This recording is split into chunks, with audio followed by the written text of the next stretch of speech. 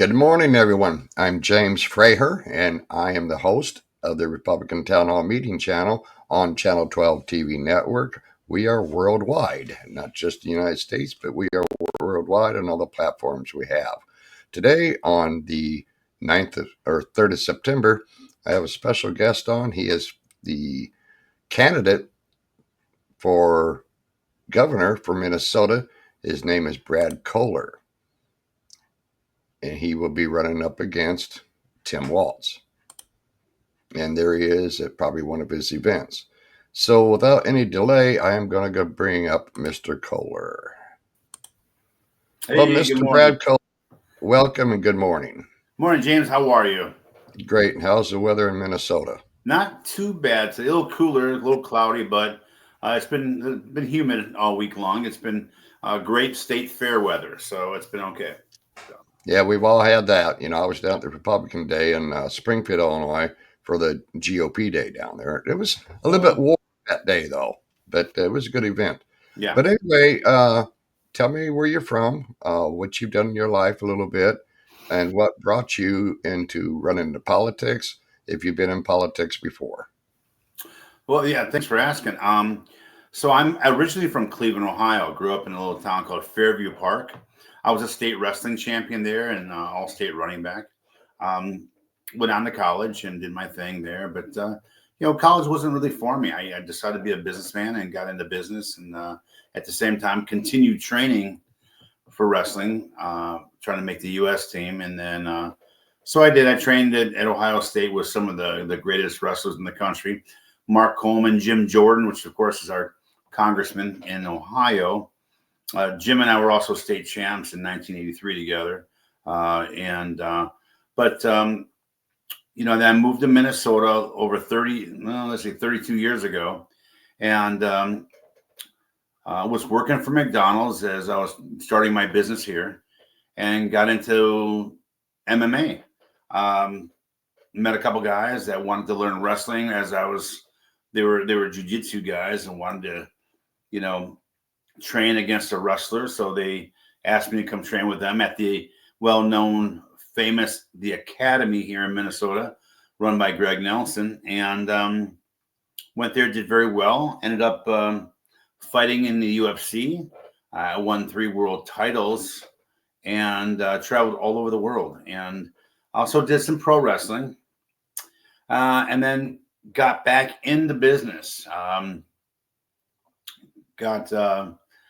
Had some troubles with the law. I was attacked one day and defended myself, and with my kids were in the car, and in Minnesota there's no stand your ground law, so they tried to throw the book at me. And I'll make a long story short here, but when you're a public figure, they try to come after you, these liberal prosecutors. So I feel there's injustice in our justice system. There's a 2-tiered justice system that a lot of people know about, and I went through the system and had to learn basically how to I wasn't in prison, but I went through the workhouse for a couple months and the probation. And so I, again, restarted my life over, invented my own boxing equipment. So I run my own manufacturing. I ship my products all over the world.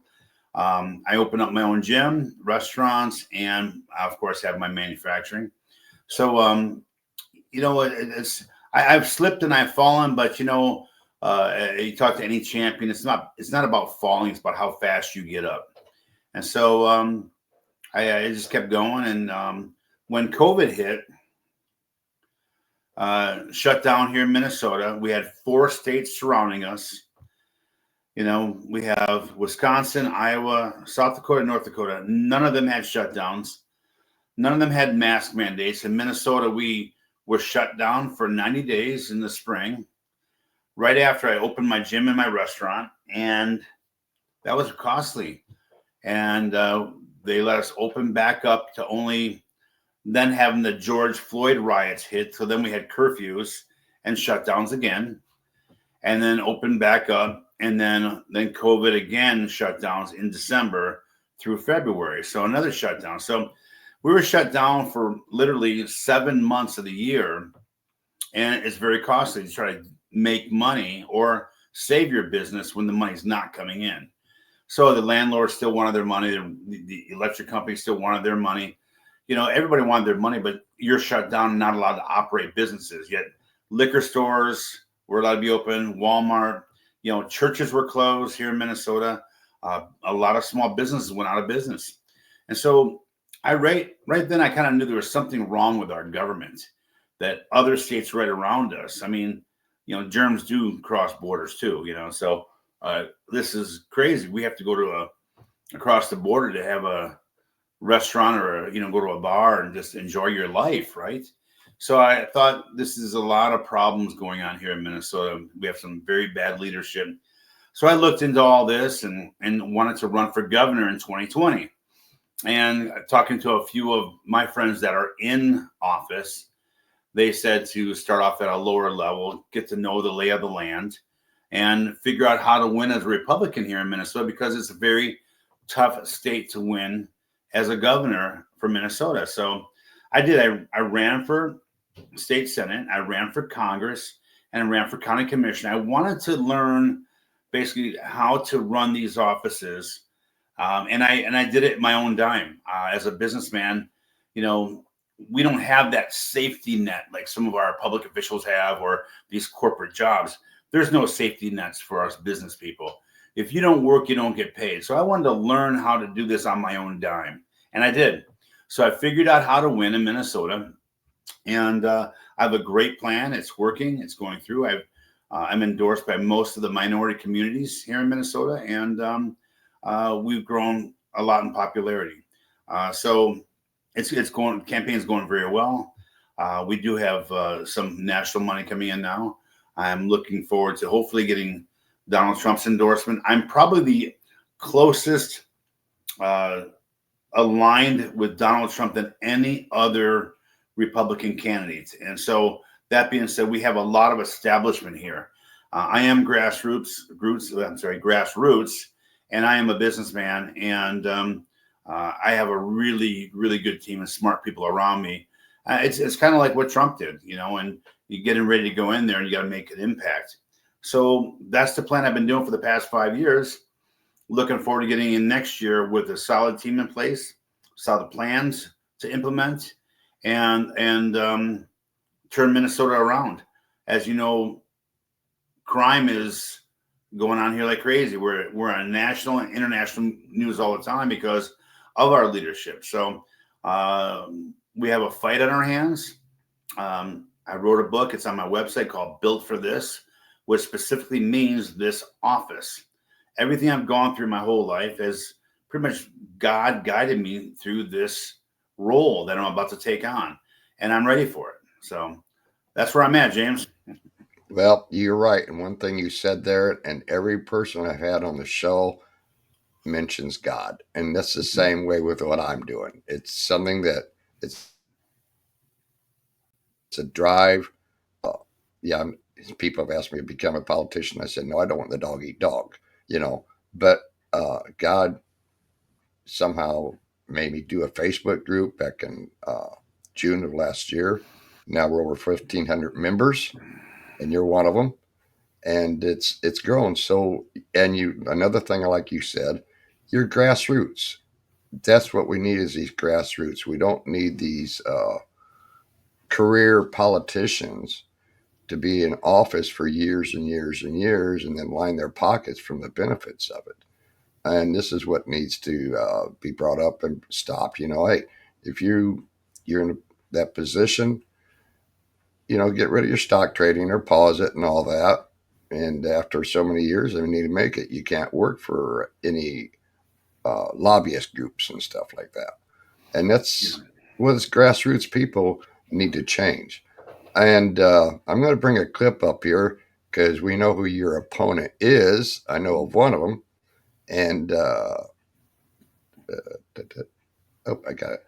So I'll bring it up here. Tell me a little bit about the Ferguson riots, what you would have done or what you would do You mean or George will Floyd? do, or George Floyd, right? Mm-hmm. And what you would have done or will do if you have issues like that. Well, first of all, the George Floyd situation was just tragic. The whole thing, which basically was fueled on emotion, and so rather than making public appearances and speeches about let's come together as a community, you know let's stay calm and work through this together, they started saying words like murder and police brutality, and the whole media took off with this thing. I'm with the Black community quite a bit, and the whole thing's tragic on both sides.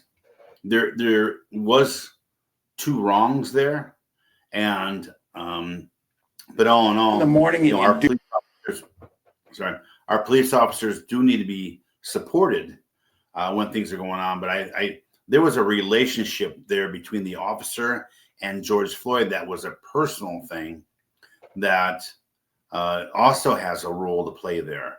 The fact that there was drugs in George's system also has a role to play there. And so basically is, I would have kept calmer heads until the truth came out. What happens a lot with podcasters and some of these officials that have no self-control is they come out right away blazing on emotion. And I was kind of say, hey, let's marinate on this for a moment and really think this through. Let's get the facts before we come out guns blazing to instill hostility. So even though they were instilling hostility, they still should have protected the people and the businesses of Minnesota, or Minneapolis, I should say, because the businesses were getting destroyed. It was during COVID, during lockdown, during curfews, and people were down there without masks. Okay. Which again, I was against masks. Okay. So they're down there without masks. That was supposed to be a law. And they're down there in groups. They're coming in from other states and other cities, being paid to do this, and instilling riots, violence, and not that many people were, arrested or prosecuted for that. There were innocent people that died. It was a tragic, and but what I would have done differently was say, again, keep calmer heads. Let's work through the facts of this. Let's keep the streets and the businesses and the people safe. And if that was going to happen, where there's going to be a protesting going on, I certainly would have called in the National Guard and more police officers.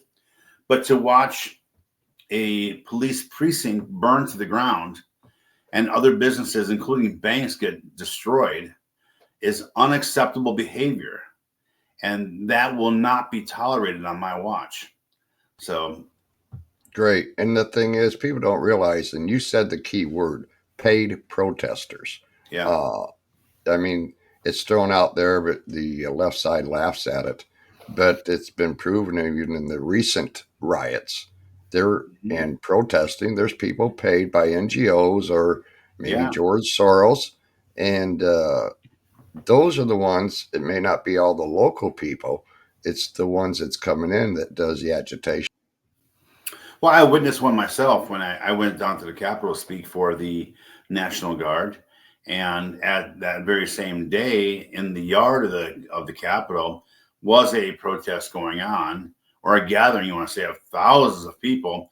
And I see all these buses lined up. And I see this guy has a script and, this professional sign made. And you can tell there's hundreds of these same signs made, and it said, no kings or protect SSI. And, it's like, where are these signs coming from? How they organize? It's organized. It's clearly organized. And you see this guy looking over this thing. I'm like, hey, how's it going? What's going on here? And he's telling me, I go, oh, where are you from? He says, Virginia. I go, well, how'd you get here? Oh, the bus. And I'm like, oh, I see the buses. And I'm in my suit and I'm just coming to the Capitol. And I said, I just, down here checking it out and, meeting with some people. But, I'm neutral. I told them, and oh yeah, they fly us in or they bus us in, pay us up to $1,000 per trip, and give us a script to read and a sign, and we do that. And I'm like, yeah, and you can Google it too. I believe it's hire a crowd or hire a mob or something like that. Is what it is on Google, and you can actually hire yourself 1,000 people to show up if you have enough money. So whether it's George Soros or some PAC, and that is providing money to a certain agenda, I think that should be illegal to do. So. Yeah, you're right. It should be illegal. I mean, when you're paid protesting, you're not there for the cause of it. You're just there to make some money off of it. Uh, so, what I'm going to do real quick, I'm going to bring up a clip of your opponent. This was just recently when Trump was disappeared for a couple of days, and I want you to sort of put into that after this is shown. In the morning, and you doom scroll through things, and although I will say this, the last few days you woke up thinking there might be news. Just saying. There will be news sometime, just so you know, there will be news. So that was a clip about Trump disappeared for a couple of days, and I don't blame Trump just getting out of the limelight for a couple of days on the Labor Day weekend. So, what do you relate to that video? Well, we're still waiting on him to make the official announcement whether he's going to run or not again. And if he doesn't, then it could be even worse. Keith Ellison, who is the attorney general that keeps suing Trump over the sanctuary state and laws here in Minnesota that they don't want to align with the federal government and our commander in chief. So going back, it's called crowds on demand that you can hire. Crowds on demand that the left uses to bring in these crowds. Okay, so when it comes to our governor here, I try not to even speak his name, let alone say anything bad about him, just because it's just not my style. I've never gone out there and trash talk one of my opponents in the cage or the ring, and I think that comes back at you. The old, you throw mud, you lose ground kind of concept. He does enough damage to himself that I don't have to say things. Now, my competitors in the Republican Party, they certainly go after him. But, again, there's enough people out there and himself doing that damage. I don't need to say anything about that. But if he comes out, that's okay. I'm ready for that. But if he doesn't decide to go in, if he decides to, from rumor has it, he wants to run for something in the federal government level, and then Keith Ellison steps in to run for governor, I go, this could be a win-win for Minnesota if I was elected, because Keith Ellison is another evil person in this, right up there with Ilhan Omar. Okay. So we got the trifecta there of Ilhan Omar, Keith Ellison, and Tim Walz. If we can take two heads of the snake out of there and get them out of office and replace it with some conservative Republicans, we can start really turning this state around and aligning with Donald Trump. But Ilhan Omar needs to be deported. She is a, anti-American. She is a racist, as she has mentioned many times, about the white men of America are the problem with America. And so when it comes to, Tim Walz, he's like Beetlejuice. The more you say his name, the more he pops up. And so I won't want to say his name, All right. So, one thing I want to go back to the riots. Now, I don't know if you've heard it, how true it is or not, that Kamala Harris at that time helped pay for people to get out of jail during the riots. That is true. The left, federal money came in to release some of the people that were sent here to help riot through that crowd on demand, and then they were released and then never charged. and that was Kamala Harris is doing. Yes. So why do you think the Democrats are that way to where they say, "Yep, you go ahead, you do a crime, we arrest you, we let you right back out," especially with this no bail law, which I think Trump's trying to change it to where Yeah. they reverse it. So is it because they want the crime? They want the tension between people? I just don't, I can't understand that thinking. Well, there's a lot of conspiracy theories out there about that and speculation about why they're doing it. It's certainly not good. It's not good for business, not good for the economy, and certainly, it's not helping heal people. We're losing jobs in every blue state. We're losing businesses in every blue state. Uh, we're going to be at about a $10 billion deficit in Minnesota by the time I take office. And so I have come up with several plans to make an impact with revenue streams to come out of that. But again, this is where the business mind and network comes in, because these politicians don't think that way. We're taxpayers, and that's their only revenue stream. That's their well. And the well is empty here in Minnesota. The only way to refill that is by creating other revenue streams, which I have created. Their agenda is solid. Their agenda is so solid that it's scary, because crime isn't better here. The police aren't arresting people no more. It's not even catch and release anymore, because they're tired of it. And in just Minneapolis alone, we had 858 police officers in 2022.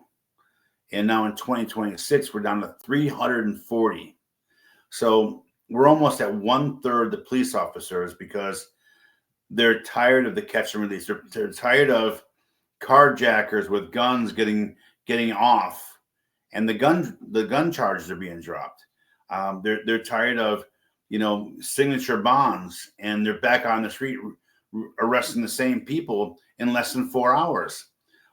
It's become, they're ice skating uphill, and we've got to help our police officers. We've got to bring justice back to Minnesota, and we've got to get rid of these crooked, evil elected officials that are just not good for the people. Exactly. And then you have the ones that, even Republican politicians that don't really go by the Republican platform. Yeah. And going back to one thing about, I lost my train of thought. Uh, when you become governor, would you direct your state's attorney general to redefine arresting people and keeping them in jail longer and getting rid of your no cash bail? Absolutely. The no cash bail doesn't make any sense, you know. So if you can get out if you commit a crime, even like a larceny, you can go in there and steal $1,000 of goods, and if you got arrested, you go in and you can get back out and do it again. I mean, there's no scare in anybody to not commit a crime. If you're worried about the repercussions of committing a crime, you're probably less to commit one. Right now in Minnesota, there's nobody scared to commit a crime. We have more shooting deaths here, and it's gotten worse and worse as last weekend with the children at the church shooting, which was just horrific. And then the same week, we had another killing here with another group of people that were shot up. So it's just the hostility here is up because our leadership creates the hostility. Every time he goes out there and says something about Republicans or Trump, that within 2 days we have a shoot 'em up town. It's crazy. And what you guys hear isn't exactly the same we hear. We actually hear what's going on outside our windows. So it's sad. Okay, now I'm going to bring up a topic about immigration. And I heard that Minneapolis has a large Somalian uh, group of people there. And how do you think they fit into the equation? If they're the issues, or is it just the normal people? Oh, well, they're about 95% of the problems of all the fraud we have here. From You've heard of the feeding your future. We've had healthcare fraud, autistic school fraud. We've had real estate fraud, rental fraud, and it's all surrounded with the Somalian community. So, getting in the office, that's one of the things that is going to have to stop is the fraud. We have an official. She's on the board of the fraud department that's running for governor right now, and she's on the board of the fraud department, and they have not done anything to stop the fraud. And so when we get these elected officials, again, who have the safety net and the establishment behind them, these are the exact things that we need to change. That whether you're on the Republican side or the Democratic side, we can't have these people that allow fraud to happen by any community. So things have got to change. We need more grassroots business people in there that are going to hold people accountable. And we need to hold quarterly auditing on every elected official, as well as a nonprofit, that if they're going to be a legitimate nonprofit, we should hold them accountable and do quarterly audits to see where that money is going. It's the taxpayer money. Yeah, that's what I was going to piggyback on. You hit it right there at the end. It's taxpayer money, and it's taken away from the businesses, which increases the cost to everyone. A lot of people think it's because of the tariffs. Well, the tariffs have a little bit, but when you keep raising wages, the prices have to go up. It's like California, what, $20 an hour to work at a fast food place? It's It's not just it's not not sustainable. Yeah, it's not no. sustainable. Yeah. Mhm. Yeah, because I remember years ago when the unions really started for the auto workers, and of course the union comes in, the prices of automobiles go up because of the wages, Yeah. and people don't realize that. I mean, you may have a little bit less spending money than you had before, but still, you raise the wages, the prices have to go up, and that's a sad situation. One thing I want to touch on. Well, go ahead. I see you're huffing, so go ahead and say what's on your. Well, you're right, and and I'm for the unions. Don't get me wrong, I really am. They really help America, spin its wheels here. But when things like that happen, and it costs us to have products go up, then we need to have that unilaterally where all businesses can afford to give people raises, not just some, because when everything goes up, and you've got to make it equally affordable for everybody. So you either have to lower taxes to make that affordable, or have it unilaterally for everybody gets the equal amount of raise to afford the same things. I just think that's a fairer way to do it. Okay, good answer on that one.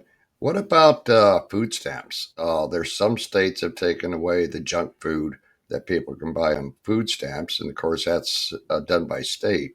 And what is your idea on that? Well, junk food is cheaper. You can buy more of it, and there are people out there who, you know, I mean, if you're going to be on welfare, again, we have a problem in Minnesota. We have a Somalian group that are getting 2 and 3, 4 welfare checks a month, again through our welfare fraud that's not getting corrected. That needs to be addressed. It's billions of dollars a year being done, but the way they're spending it isn't really as much as the problem as the fraud going on. So welfare has become a generational thing. So it used to be a hand up to help you in tough times. Now it has become a handout where people are entitled to get that, they believe. I am going to change that. There will be term welfare, and you will have to go back to work. And if you are, if you cannot work, well, you're going to have to work. We are not going to keep supplying people with free money through taxpayers, and that's just going to stop. There's no reason to have a 18 or 19-year-old man or boy or girl who has no physical defects at all that sit home and collect welfare just because they don't want to go find a job. Well, what qualifies you for welfare anymore is ridiculous.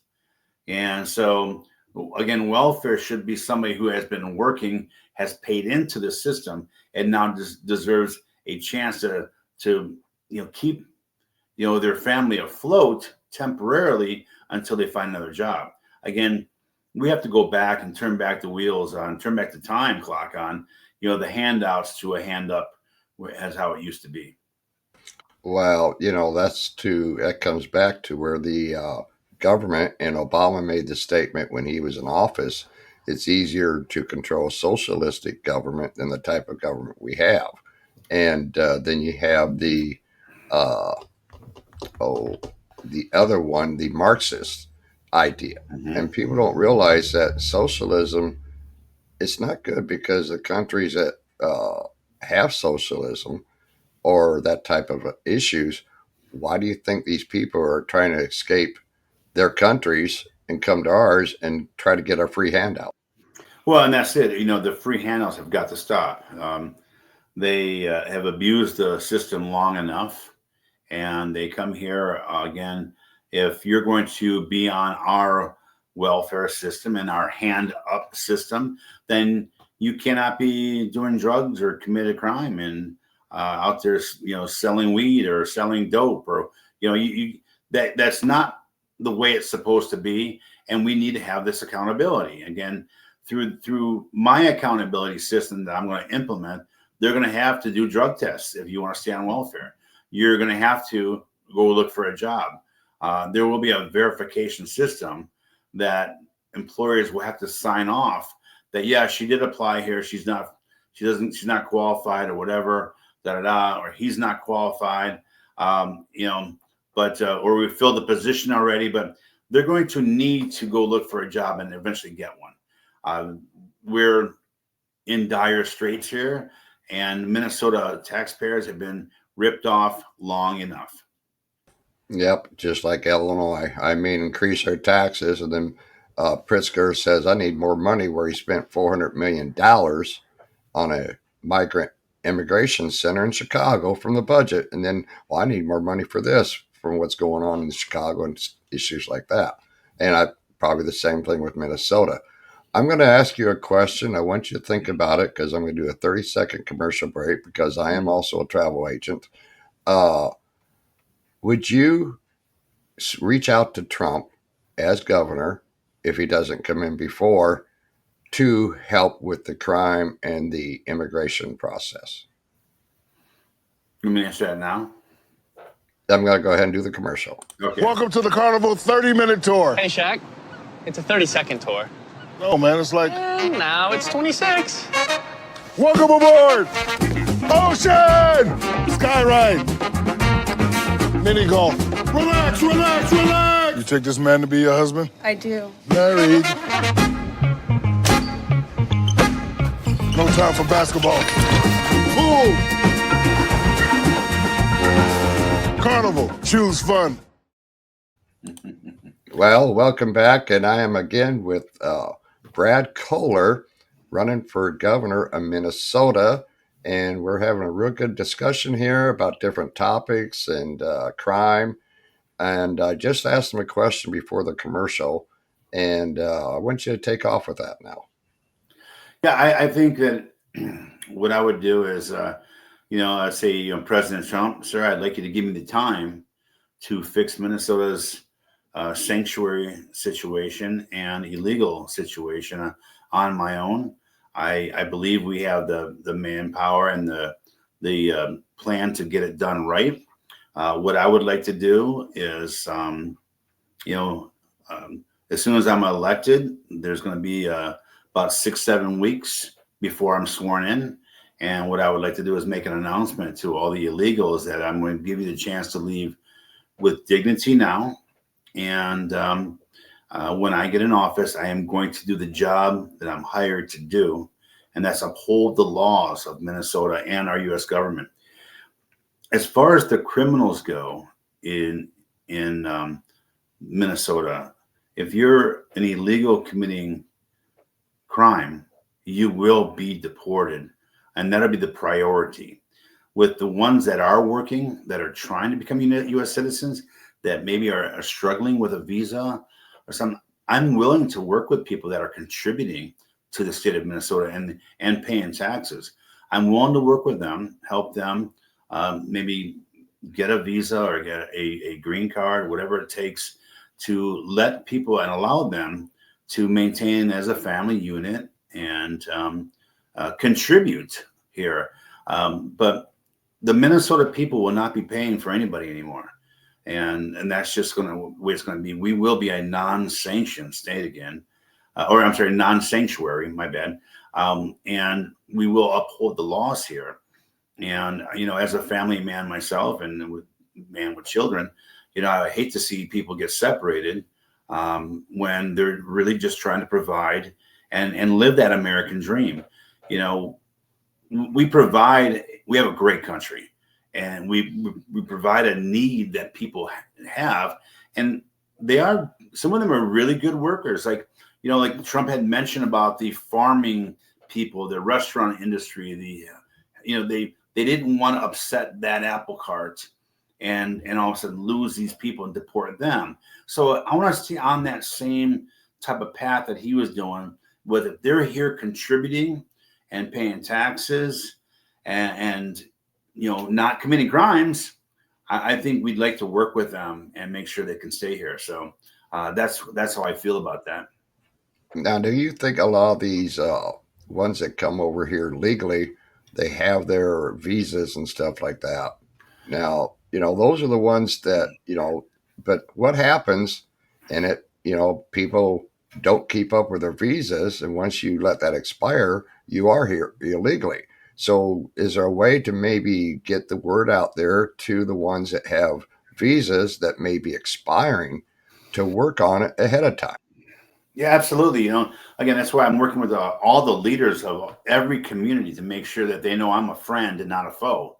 That, hey, I'm not looking to do anything drastic and rash to, again, upset people or scare people or separate families. So when they can come to me and say, hey, this is our situation, we need to fix it. Okay, great. Communication is always the best. As long as we're communicating in a positive direction, I think anything can be solved.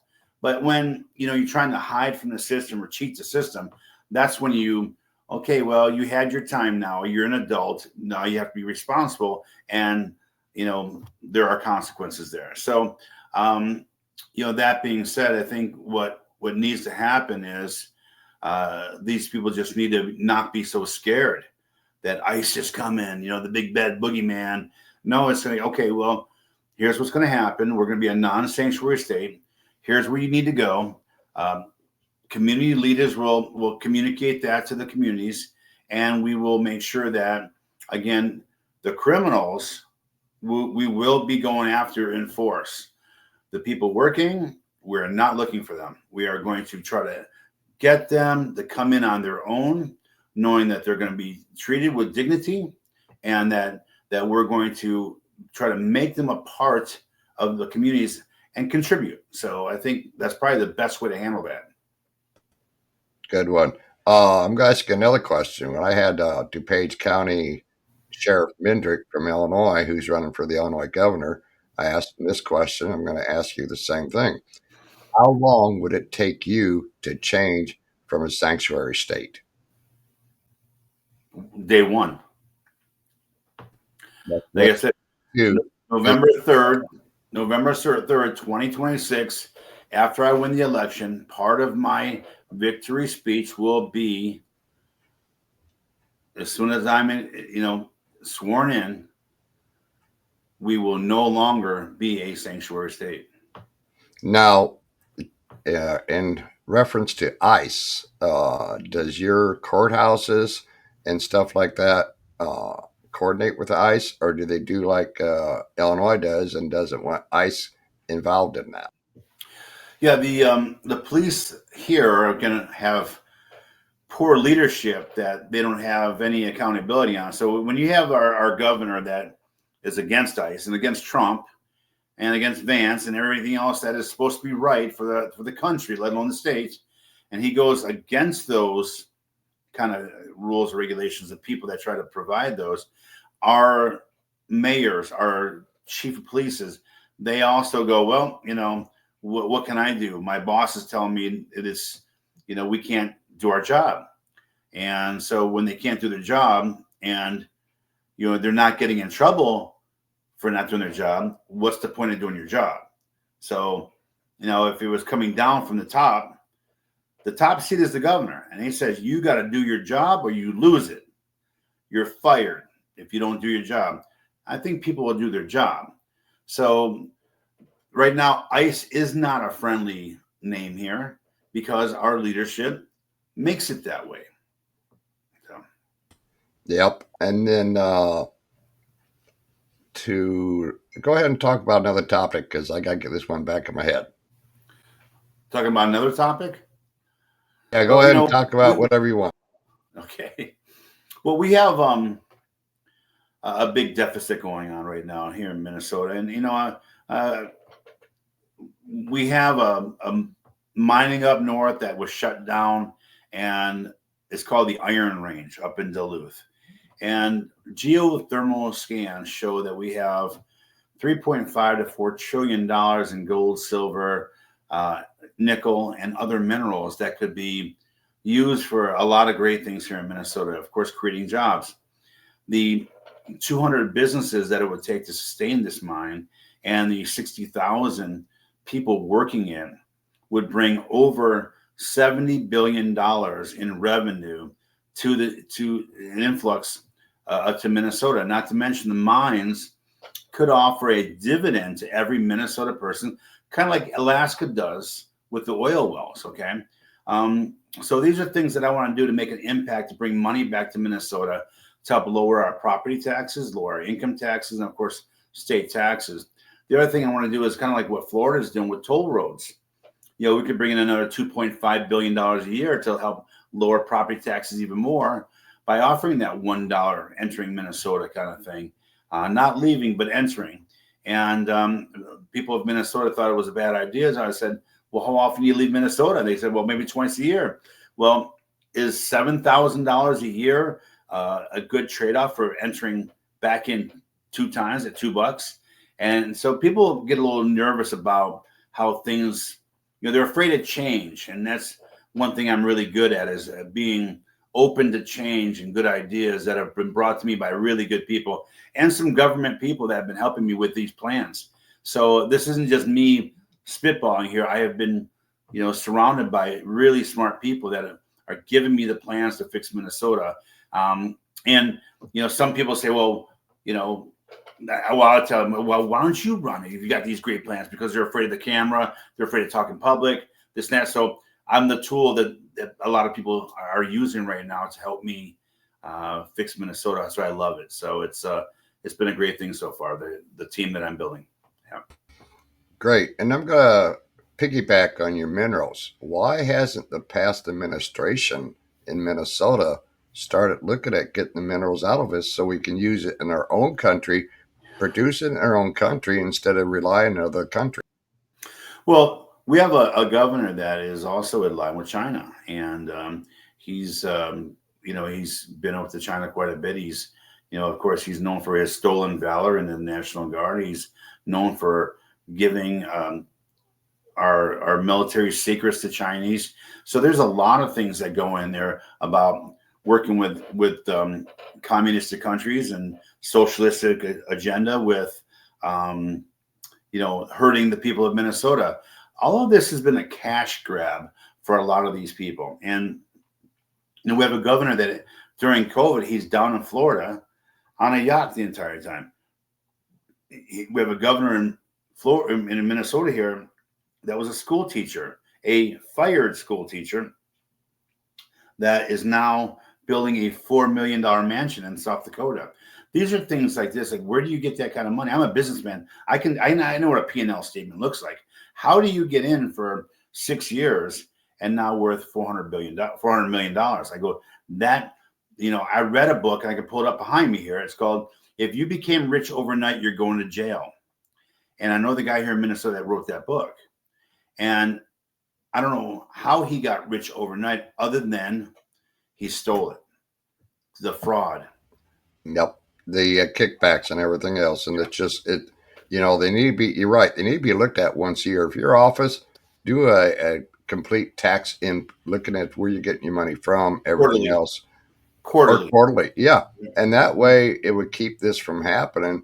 And it's going to take grassroots people from your state. You could do that for your state. And then who knows, in other states would get involved, and it could go nationwide. Now, would you, on your minerals, when you get in office, would you reach out to Trump and have him try to work with the restrictions and everything like that? Well, we do need to deregulate here in Minnesota, and I'll do whatever it takes. And, everything legally here, because I'll tell you what, I'm not a yes man to Donald Trump, and I certainly will align with him on many things, but I'm going to focus on Minnesota and what we need here to turn this thing around. Again, the taxpayers have taken a beating, and with crime and our taxes going up, our education going down, we need to create jobs and money coming in here quickly and aggressively. This is probably the fastest and best way to do it. And there are cleaner ways to mine these days. It's just not about a strip mine process. There are cleaner methods of doing it. It might be a little bit slower, but the money's coming in. And that's what we need. But, working with Donald Trump is one of my all-time, wishes to do. It's high up on my wish list. I can't wait. I'm one of the only UFC fighters that have not met him yet. Okay. So Dana White, Joe Rogan, all these other UFC fighters have met him, got pictures with him. I'm jealous because I haven't gotten one yet. So to meet Donald Trump is going to be a dream come true alone, let alone being able to work with him and his smart people as well to make this a better country. And to make this a better country, I've got to fix Minnesota, because you need all 50 cylinders working at one time to make this the right country again. And I certainly want to be in line with that. So if we can do things for the better of Minnesota, that's going to help Minnesota people. It's only going to help the country.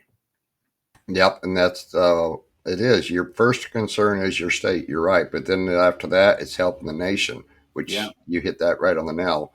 How has crime affected tourism in Minnesota?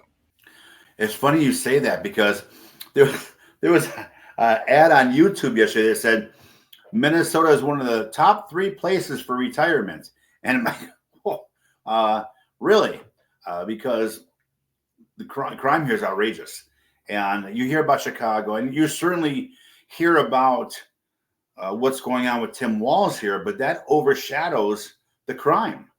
And, if they had time to talk about Minnesota, you would hear of all the shootings a day. There's a shooting every day. There's a killing every day. And there were over 300 killings for the year, I think it is, or shootings for the year.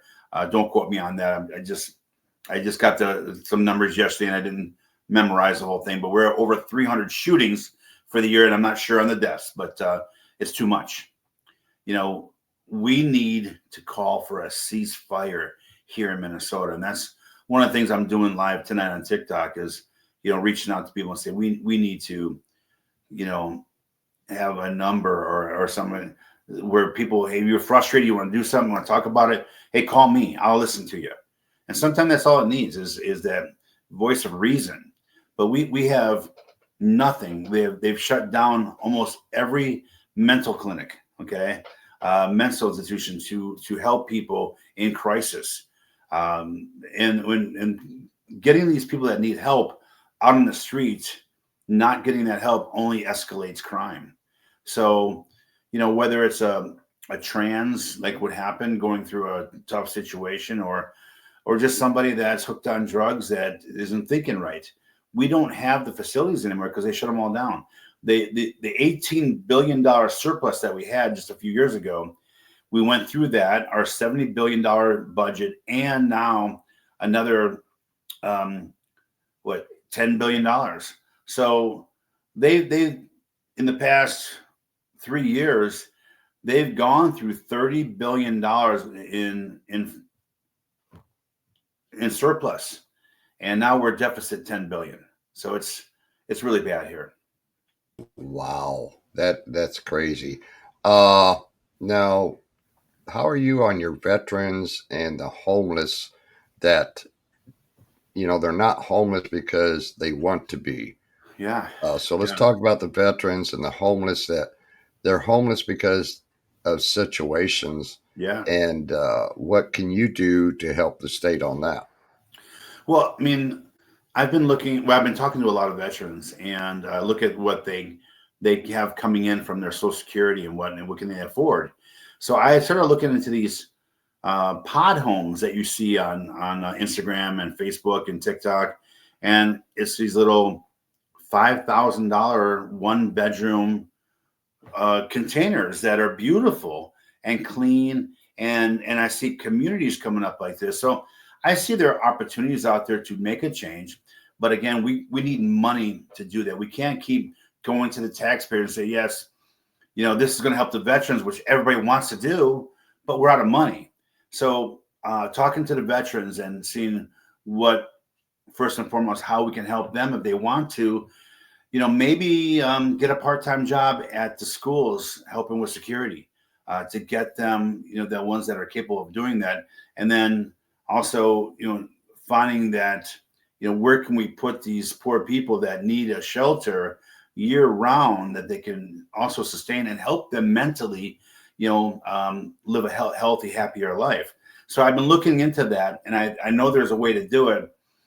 We haven't finalized that way yet, but we have a certain other plan that we have in the mix that is part of all that.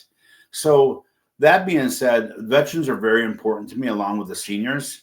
We need to take better care of our veterans and our seniors than we have in the past. And what I'm trying to do is mentor the millennials and Gen Zs, that we don't repeat the same thing that the silent and the baby boomer generation did, was not mentor the next generations of elected officials to set for the future. We can't just do a plan for the next 4 to 6 years. We need to set a plan for the next 30 to 40 years, where it's generational wealth coming in, generational growth coming in. There's going to be jobs and opportunities. And right now, that's not happening here in Minnesota. And that's the kind of the vision that I have for Minnesota. Okay, I like that one.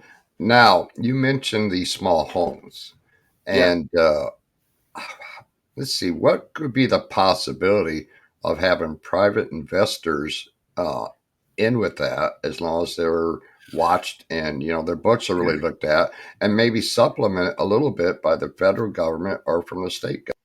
Well, I'm glad you brought that up, because I believe that, our cryptocurrency and blockchain are a way of the future. So I want to develop a Min coin, a Minnesota coin that actually you can invest in Minnesota and the future of Minnesota. Almost kind of like the oh boy, it caught me off tongue again here. The we used to invest in these dollars, right? What do they call them? The U.S. savings bonds, Right. where you buy your grandkid a U.S. savings bond, and you give it to them when they turn whatever, or they're born or whatever, and your mom and dad put it away for until they turn 21.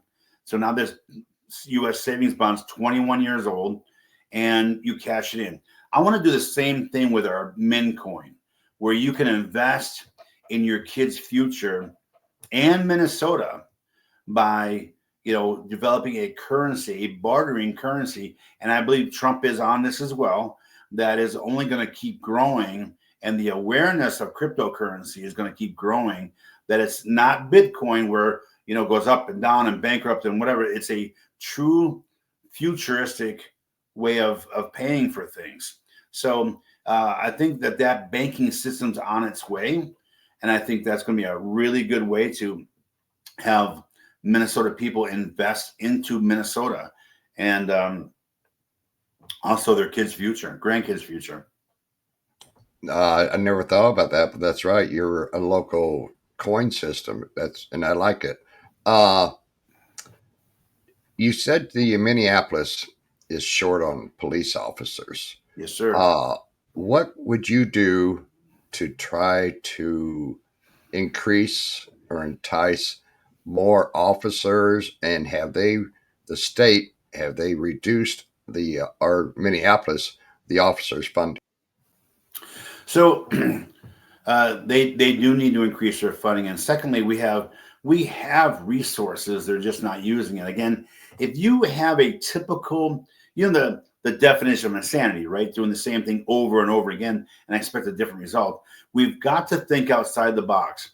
I talked to a lot of police officers, and we actually have one of the best in the country police academies here in Annandale, Minnesota, and in this police academy, police chiefs from all over the country recruit from this academy. I'm talking to them next week, actually, and try to incentivize them to stay here at home, and how I plan to, offer a great incentive for them to stay here at home. The second thing is, I look at, our prison system, which I have a prison reform system that's like no other. And we have low-level offenders that have done something stupid and they're charged with a felony, but they haven't done something that put them in prison. They're in the workhouse or whatever. So my goal is to get people to say, hey, we need auxiliary cops the same as we need cops. And so these guys are getting out with a felony. They can't get a job, so we've got to put them to work. Now, with my prison reform, I'm going to reduce crime by 45 to 50%, because when these guys get out and these women get out of jail, I mentor them every day. They can't get a job. And the ones they can get are $12 an hour, $13 an hour, $14 an hour. These are grown adults that have real bills, okay? So to have a real job is really hard to do when you're a felon, unless you create your own job, meaning self-employed, but then there's no money for you to do that or backing to get it from. So for me to offer these kind of jobs, state jobs, to felons that give them a chance to really make a go at this, I think that's going to be, because who knows criminals better than criminals and cops, right? But you think of somebody, okay, they stole a car, and they went to jail, now they're in the workhouse, and they were 18 when they did it, they're 22 now. Well, they can't get a job. What happens to them? And so things like these opportunities, now again, it's being vague here, so don't say I'm going to give everybody a job that's a felon. That's not the way it is. It's about giving opportunities to isolated people.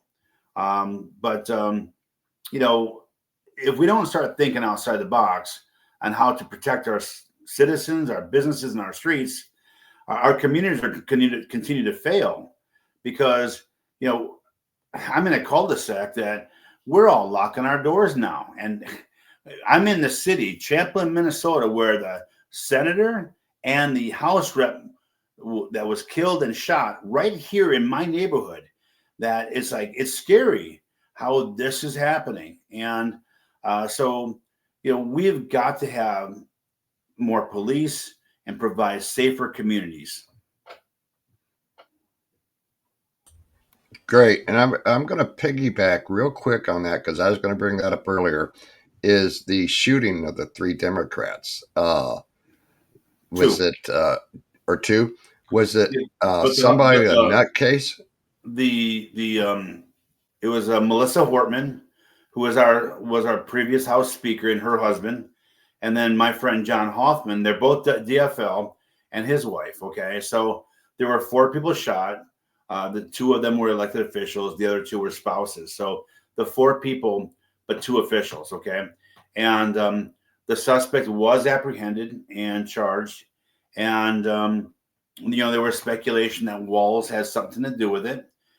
There was, he had his documents, memoirs that talked about how this was all plotted and what he was after. And then he also had a hit list of who was on there. So this was premeditated. Here's a guy who worked in security, worked for Walls, and it was scary. So Yeah, it's unfortunate because I was at a political event driving back, and I heard that, and I was like, "What the heck's going on?" You know, and it's sad when you get deranged people out there. Either side, because you can get them from either side, and it's just terrible. And uh, I mean, what causes it? I don't know whether it's a political thing that's happening or what. But I heard like the trans right now, a lot of your mass shootings have been done by trans, and they what it is, I guess they're against the Christ or Catholics and stuff like that. But what I need to do real quick after I let you answer that, I need to put you in touch with Sheriff James Mendrick. He's Yeah. DuPage County Sheriff running for governor, and he runs his jail system where he has a program that they send. He works with a college. They get out, they learn a trade, and he helps them get jobs that way. Yeah, I like that too. And I do have a really good prison reform that I'm looking forward to it being my baby when I get in there, because we really can reduce crime and give people that honest second chance. I'm not saying they deserve it, but I'm saying that, idle hands, we need to get them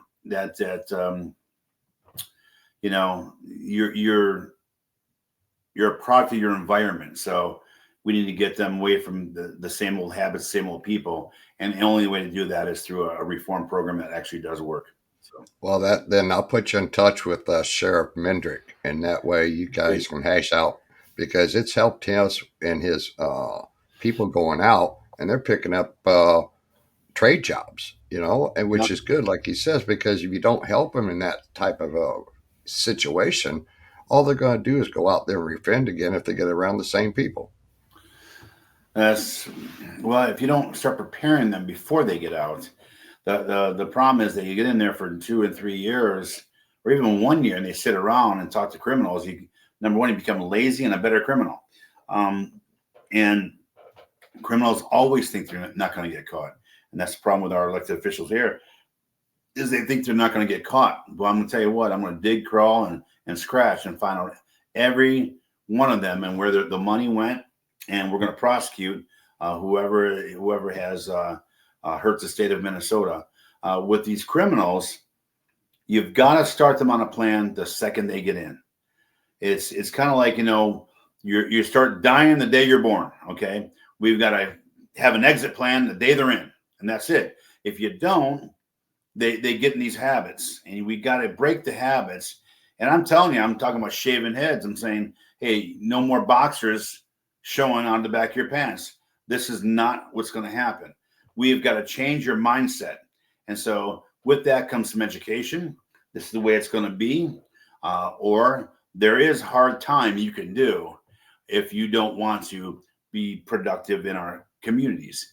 And so we'll start a program where, your first 90 days, you go into this ugly cold cell, like your typical jail cell, and then go through your process, develop your plan. Then you go to a little bit better one, until basically you get to the point where you're able to go out and work in public.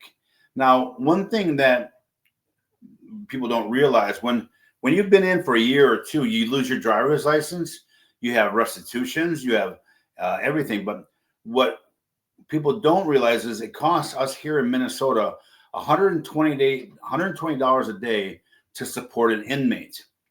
I want to get them to the point as fast as I can to where they're supporting themselves and paying their own institutional fees every day to relieve that from the taxpayers. Now, we can do that with 30 to 40% of our workhouse force. We have 9,600 beds in Minnesota, 9,300 inmates. Okay, 60% of them are in the workhouses. So we can get even half of them working, paying their own institution.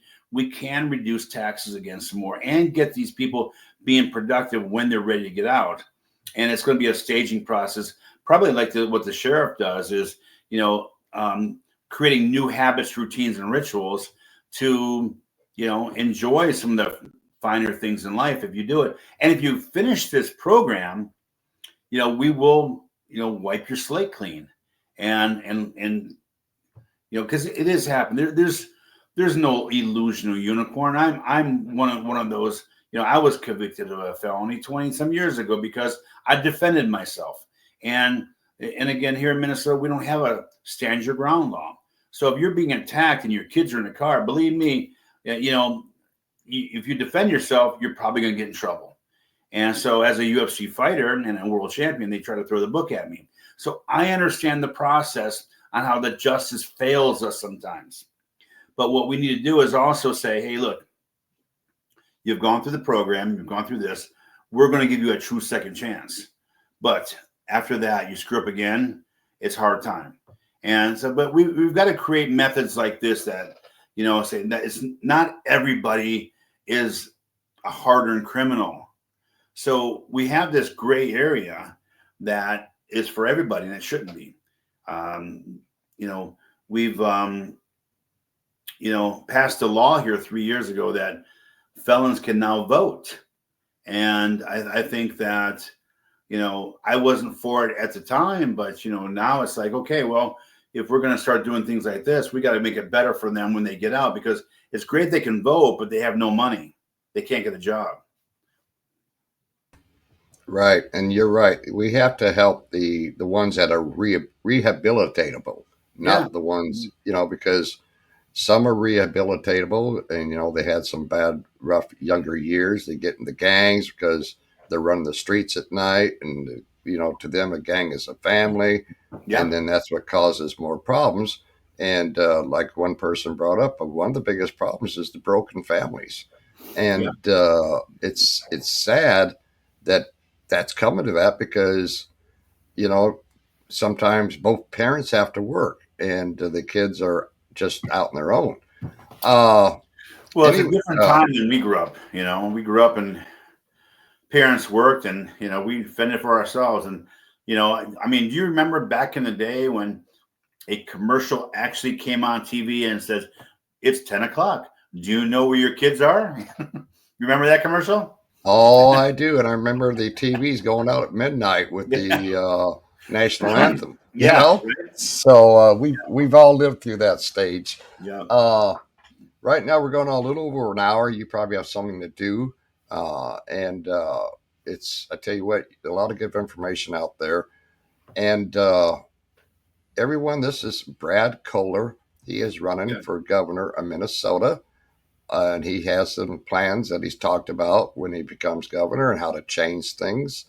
And it's very good. He's talked about minerals that are there, trying to get those to help the state budget, which is what needs to be done. If you have it available, it safely can be removed from the earth. Let's get it done because that state needs help. Those minerals can help other states. It can help us produce our own product than going out to other countries and receiving it. Uh, I want to thank everyone who's watching this show or will be watching it. And all I can say is, Brad, it's been a pleasure. I want to have you on again when we have more time. Okay. Thank you. Yeah. And then we can delve into other projects or bring another governor candidate on with you from That'd another be great. state. That'd be great. Yeah. And there's Because my website at it's the good. bottom there. Check out my platform at bradkohler.com. You see at the bottom there. And you can see me on social media too. It's always nice. It helps us as candidates if you follow us and like our stuff, and helps with the algorithm of our not just the message we're doing, but our branding to reach more people. So anything you guys can do out there, just following our pages or check out my website. And if any questions, if you subscribe to my page, I personally reach out to everybody, and you get my email and my phone number, and you actually could spend time with talking to me about questions, or if you have an idea you want to share with me, I love that. So yeah, thank you so much. And I want people to understand when you have your events, go to these events, listen to Brad speak, and then usually they'll have questions and answer sessions afterwards. And this is how you get to meet these candidates, get to know a little bit about them.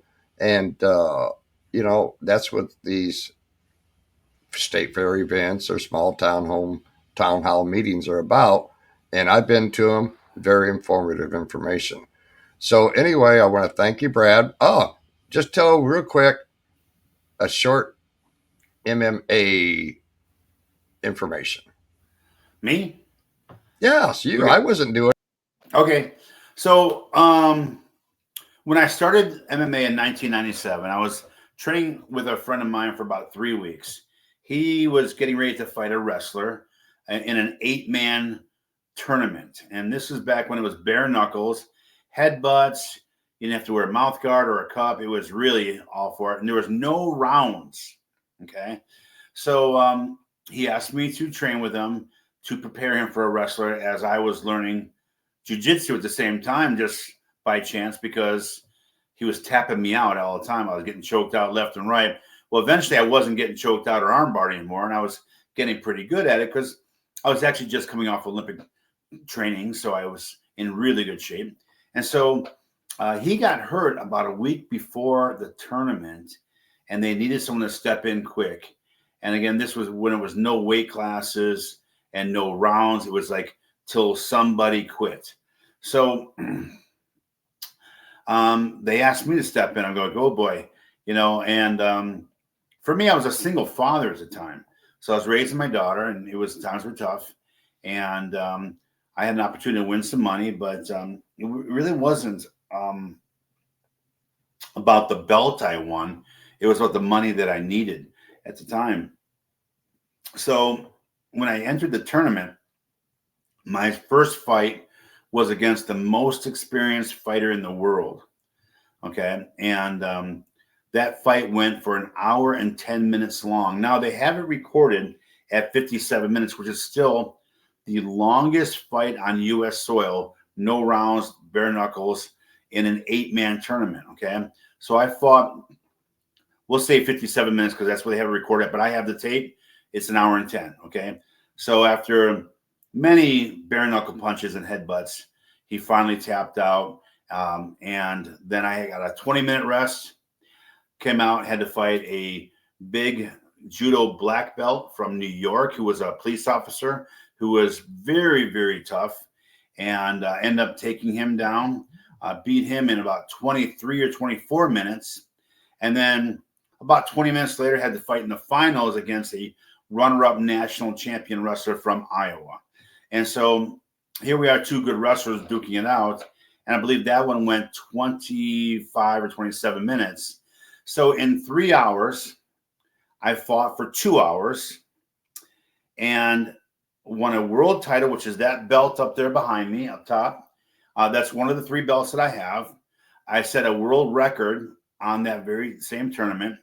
And so that belt up there represents one of the last 8-man bare knuckle tournaments that you'll never see again with no rounds. And it also represents a MMA world record for the here on U.S. soil. So yeah, that was a tough day. I went home with a swollen head, and I couldn't get my hat back on my head. I showed up home. My daughter was scared. Everything was black and blue, and I that's what started my career. And from then, I again won 2 more world titles from there, and then went to the UFC and traveled all over the world. Got to meet a lot of great people, and yeah, I was blessed to do it. It was a different time in my life where I was younger. I healed faster, and just was looking for new opportunities. And kind of like what brought me to politics here is like I believe God has a plan for us all and puts us through certain things for certain reasons. And again, if you go to my website, I wrote a book called Built for This. I think you'll hear a lot of these stories that I'm telling you about right now, and I think you'll enjoy them. The book's on my website. I appreciate your help. And that's my MMA story for today. Well, congratulations, and I like that little information. It was, I saw a video. I don't know. Did you knock a guy out in like less than a minute? Yeah, it was one of the greatest knockouts in MMA history. So it's still ranked up there in the top 5 of all knockouts in all of fighting. So again, it was another great moment in my life that I cherish. But, these accolades don't define us. It's what, it's one of the, you can't live there. You have to keep moving forward, because if you can do one great thing, you can do another great thing. So, they say that Winners, can beat average people, but great people beat winners. So you have to continue on this path. And it's like, anybody can be average, and anybody can sit there and just go through the motions. Or if you have something God has given you, you've got to use it. And so for me, I kind of realized that. I listened to my inner voice, and I've got to see it through. Kind of like this mission that he's given me is running for governor. I've got to see this through. Yep, I know that's about like the same thing with me. Start my Facebook group and have the right connections by the grace of God to become into doing this right now on my political channel and the part owner of a TV network. Uh, And so not everybody. I would say you'll hear Les Brown talk about the most expensive. You know who Les Brown is? Motivational speaker. The most expensive properties in each community are the graveyards, because that's where dreams go to die. And so you're given these dreams, and when I get done with all this, and I go before God, all I want him to say is, "Well done," not, "Hey, why didn't you give? I gave you these ideas and these dreams. Why didn't you do it?" I want to just hear, "Well done," and that's my goal. well, it's well done. You're doing it for the people, and it's probably God's will. I mean, you're right. You don't realize sometimes that God's tapping you in the head, and you're thinking, "Why am I thinking this?" And Yeah. you go ahead and do it, and that's what it is. And you have to open it up to that. But anyway, I want you to go and give a knockout and take out the Democrat Party at your state house. And it's been really great. And I'm going to get ready to shut this down. And Okay. what I do is I'm going to say my things, and I'll put you in the back green room as the exit one Okay. is. But anyway, I want to thank everyone for watching this with my guest, Brad Kohler, running for Minnesota governor in 2026. Get out there, vote. If you haven't voted, get registered. If you know Brad Kohler, you want to support him, and you know people that's on the side, talk to them. Because these are the grassroots people we need in office, not just the political ones that's been in there for years. But anyway, I want to thank everyone for watching my Republican Town Hall meeting from Chillicothe, Illinois on Channel 12 TV network. Thank you, Jim. Thank you.